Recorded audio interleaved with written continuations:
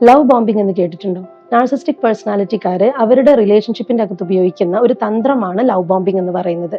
പേര് പോലെ തന്നെ സ്നേഹത്തിൽ പൊതിഞ്ഞിട്ടുള്ള ഒരു ബോംബ്. ഞാനാണ് നിന്റെ ഏറ്റവും നല്ല partner, I am your perfect soulmate എന്നൊക്കെ തോന്നിക്കുന്ന രീതിയിലുള്ള ഇടപെടലായിരിക്കും അവരുടെ റിലേഷൻഷിപ്പിന്റെ അകത്ത് നമുക്ക് കാണാൻ സാധിക്കുക. എക്സൈറ്റിംഗ് ആയിട്ടുള്ള ഗിഫ്റ്റുകൾ കൊടുക്കുക, സർപ്രൈസിംഗ് ആയിട്ടുള്ള എലമെന്റ്സ് കൊടുക്കുക, അവർ ഉദ്ദേശിക്കുന്നതിന് മുമ്പേ തന്നെ അവരുടെ ചെറുതും വലുതുമായിട്ടുള്ള എല്ലാ ആഗ്രഹങ്ങളും എല്ലാ കാര്യങ്ങളിലും നല്ലതായിട്ടുള്ള സപ്പോർട്ടുകൾ കൊടുക്കുക. പുറമേ നിന്ന് നോക്കുന്ന സമയത്ത് വളരെ കൗതുകമായി തോന്നുമെങ്കിലും ഒരു റിലേഷൻഷിപ്പിന്റെ അകത്തെ ഏറ്റവും ടോക്സിക് ആയിട്ടുള്ള ഹാംഫുൾ ആയിട്ടുള്ള ഒരു ഭാഗമാണ് ഈ ഒരു ബോംബിംഗ് എന്ന് പറയുന്നത്. ഇതിന്റെ ഒരു പ്രത്യേകത എന്ന് പറഞ്ഞിട്ടുണ്ടെങ്കിൽ റിലേഷൻഷിപ്പിൽ ഇരിക്കുന്ന ആളിന് ഇതൊരു ടോക്സിസിറ്റി ആണ് എന്ന് തുടക്കത്തിൽ മനസ്സിലാക്കാൻ സാധിക്കില്ല.